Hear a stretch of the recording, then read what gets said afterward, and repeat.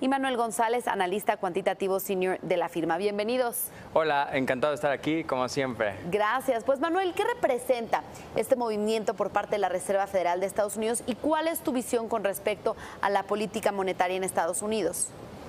Bueno, ¿qué representa? Pues representa que la Fed va a seguir su camino de alzas graduales sin importar lo que el presidente Trump diga en contra de eso, ¿no? La Fed ha sido muy transparente en su comunicación y al parecer va a seguir esa trayectoria que ya tiene bien planeada, probablemente desde antes de que llegara Jerome Powell a la presidencia de la Fed. Y bueno, el objetivo es muy claro, ¿no? Ante una economía que está creciendo por arriba del potencial, ellos no quieren problemas, no quieren ni siquiera meterse en la probabilidad de que se sobrecaliente la economía y van a seguir con estas alzas graduales de tasas, ¿no? Entonces, ¿qué esperaríamos a futuro? Pues bueno, la gráfica de puntos que nos mostró ayer el comunicado es muy clara, nos dice que para este año todavía esperan un aumento más y que esperan entre 2 y 4 aumentos para el 2019. Entonces, pues el alza de tasas yo creo que va a seguir todavía. La política monetaria se va a hacer un poco más restrictiva en Estados Unidos. Bien, Héctor, ante estas perspectivas monetarias, ¿cuál es el panorama internacional?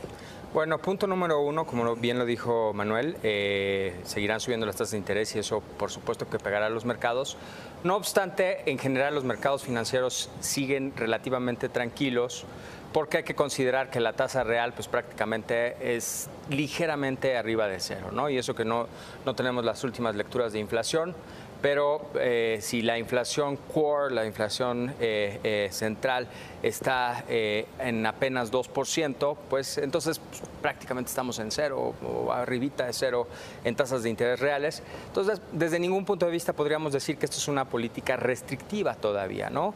Recordemos que para el mercado accionario, para equities en principio, pues lo importante es comparar el ROIC, es decir, y tenemos que venir a hablar de ROIC aquí, la rentabilidad intrínseca de las firmas comparado con el costo de capital. Y si pensamos en la rentabilidad intrínseca de las firmas en Estados Unidos comparada con el costo de capital, que sigue siendo bastante bajo, pues tenemos ahí creación de valor. Por lo tanto, pensamos que todavía hay margen para un incremento, para mayores rendimientos en las bolsas en Estados Unidos. Tanto el Standard & Poor's como el Nasdaq y en general los principales indicadores están cerca de máximos, ¿sí? Aunque, bueno, tengo que matizar que el mercado está caro, ¿no? Sin embargo, mientras el ROIC siga por encima del WACC, hay margen para que suban.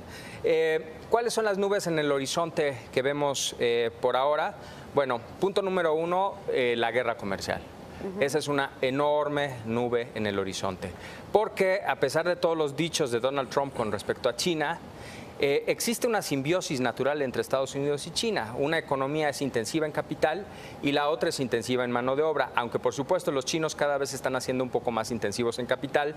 Su plan a 2025 de dominar las principales tecnologías claramente pues no le gusta a los Estados Unidos. Sin embargo, una guerra comercial pues nunca es una respuesta para nada, ¿no? Sabemos de la experiencia en historia económica que la Gran Depresión del 29 se causó precisamente por una guerra comercial, por un incremento desbordado en tasas de interés y por varios factores que esperemos que los economistas hayan aprendido.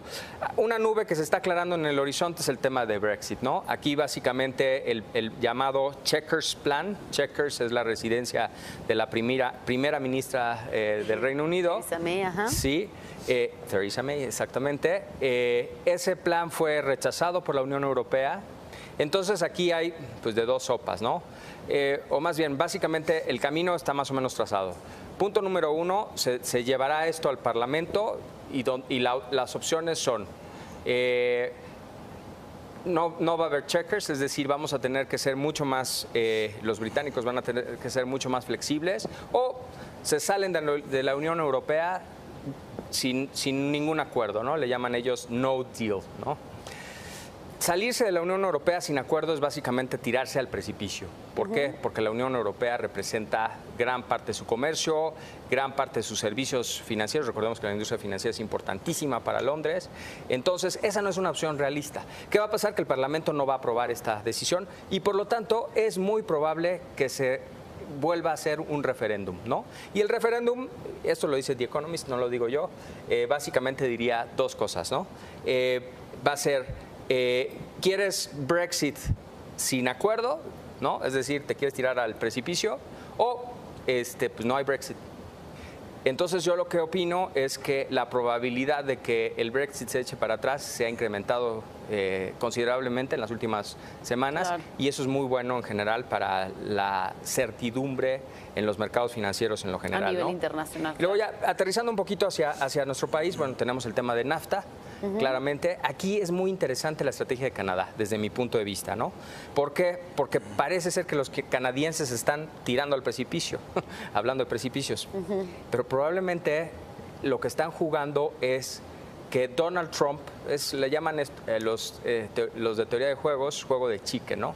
Donald Trump no se va a atrever a echar para atrás el NAFTA actual. Por lo tanto, va a llegar sin acuerdo a las elecciones de noviembre, por lo tanto va a perder mucha popularidad, por lo tanto puede perder control del Congreso y por lo tanto, al final, los canadienses pueden tener mucho más poder de negociación después de noviembre que ahora, ¿no? Es decir, puede ser que tenga algún sentido lo que están jugando los canadienses. Entonces, con todos estos factores, Héctor, que sin duda, pues de cierta manera impactan a nuestro país, ¿ha cambiado algo de su visión con respecto al mercado mexicano? Curiosamente, lo mantenemos igual que cuando vinimos a hablar contigo de nuestro objetivo para este año en 52,000 puntos. Hace unas semanas vinimos a hablar de nuestro objetivo para 2019, lo mantenemos en 54,000 puntos. Es decir, no lo hemos cambiado todavía, ¿sí? Aunque tenemos que puntualizar que nuestro objetivo para 2019 es muy conservador, es un poquito abajo del 4% de rendimiento esperado para el 2019. Si el EBITDA ha estado creciendo a tasas de doble dígito en los últimos años, pues realmente es un objetivo muy conservador. ¿Por qué estamos conservadores? Porque nos falta ver realmente qué va a jugar el próximo gobierno en términos de política fiscal y, por supuesto, respeto a la autonomía de Banco de México. Creo que han sido muy claros en el tema que van a respetar la autonomía, pero hay ciertas frases por ahí que causan un poco de duda y si tienes control del Congreso, sí, podrías tal vez quitar un poco de autonomía a Banco Central, lo cual sería una pésima señal. Creo que Banco Central ha hecho una gran labor. Justo ahora, si me permites un segundo, hay un debate de si Banco Central debería de tener un mandato dual o mandato sencillo, ¿no? ¿Qué es un mandato dual o mandato sencillo? Es muy fácil. Mandato dual es como el que tiene la Reserva Federal en Estados Unidos, que es básicamente mantener estabilidad en precios y crecimiento económico. Pero ya varios economistas han demostrado, empezando por un premio Nobel en 1969, que no es eficiente el mandato dual, que Banco Central debe enfocarse en lo que hace mejor, que es básicamente tener estabilidad de precios. Si tienes estabilidad de precios, que es controlar la inflación, efectivamente, y si además el gobierno federal hace bien su trabajo, el crecimiento llegará por añadidura. Claro. Pero no debe ser un mandato de Banco Central. Entonces, en este sentido, bueno, al menos Signum Research se pronuncia enfáticamente por mantener el mandato sencillo que tiene el Banco de México, que por cierto es un mandato moderno en términos de las legislaciones monetarias a nivel internacional. El mandato de la Fed pues es un poco anquilosado, viejo y ha demostrado que no es tan efectivo. Bien, pues muchas cosas que ver para la siguiente administración, pero por lo pronto pues siguen sus expectativas iguales. Las mantenemos, curiosamente. Bien, pues muchas gracias Héctor Romero y Manuel González de Signum Research. Muy buenas tardes.